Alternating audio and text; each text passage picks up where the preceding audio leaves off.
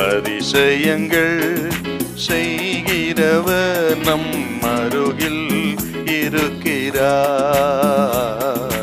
அற்புதங்கள் செய்கிறவர் என்றும் நமக்குள் வசிக்கிறார்.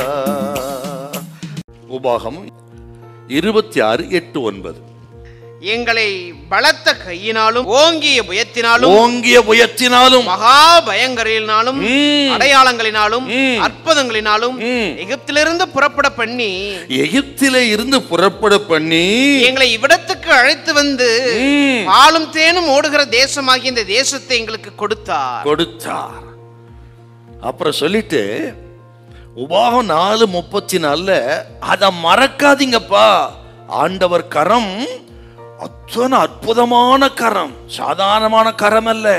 உங்களை நடத்தி 40 வருஷம் போஷித்து கானான் தேசத்துல 7 ஜாதிகளை துரத்தி அந்த ராஜ்யத்தை உங்களுக்கு கொடுக்கிறாரே, அந்த தெய்வத்தை மறக்காதீங்க. அவருடைய விடுவிக்கிற கரத்தை, விடுதலை கொடுத்த கரத்தை மறக்காதீங்க அப்படின்னு சொல்றாருங்க.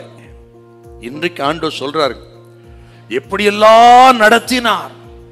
எத்தனையோ வியாதிகள் விபத்துகள் வந்தாலும் ஒன்று நம்மை அணுகாமல் பாதுகாத்த அந்த அற்புதமான கரம். பிரதர், உங்க திறமையினால வண்டி ஓட்டு நினைக்கிறீங்களா? உங்களுடைய அனுபவத்துல கார் ஓட்டு நினைக்கிறீங்களா? நீங்க சரியா போனால் ஆப்போசிட்ல வரவன் சரியா வரணும் இல்ல. அவன் வந்து உன்னிடத்துல மோதாமல் அவனை தடுத்து நிறுத்தினதே அவர் கரம்தான். அந்த கரத்தினால்தான் பாதுகாப்பா இருக்கிறோம். நாம் அறியாமலே எத்தனையோ ஒரு யுத்தம் நமக்கு விரோதமாக ஆவிகளின் மண்டலத்தில் நடந்து கொண்டிருக்கிறது. வான்வந்து கிரீசர பொல்லாத ஆவிகளின் சேனைகளோடு போராட்டம் உண்டு. எபேசியர் 6:12. அப்படி நாம் அறியாமலே நம் குடும்பத்துக்கு விரோதமாய், பிள்ளைகளுக்கு விரோதமாய், சரீரத்துக்கு விரோதமாய் ஒரு யுத்தம் நடந்து கொண்டிருக்கிறது. அந்த யுத்தத்தில் நாம் பாதிக்காதபடி காப்பாற்றப்படுகிறோம் என்றால் நம்ம திறமை இல்ல, நமக்காக கர்த்தர் யுத்தம் பண்ணி கொண்டிருக்கிறார். ஆகவே தான் ஒன்றும் உங்களை சேதப்படுத்த மாட்டாது என்ற வார்த்தையின்படி கர்த்தர் நடத்தி இருக்கிறாருங்க.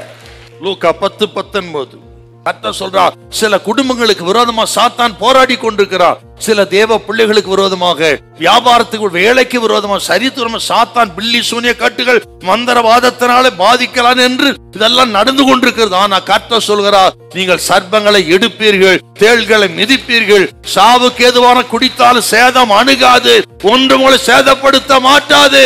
யாக்கோபுக்கு விரோதமான மந்திரவாதம் இல்லை, இஸ்ரவேலுக்கு ஒரு குறிசொல்லும் இல்லை.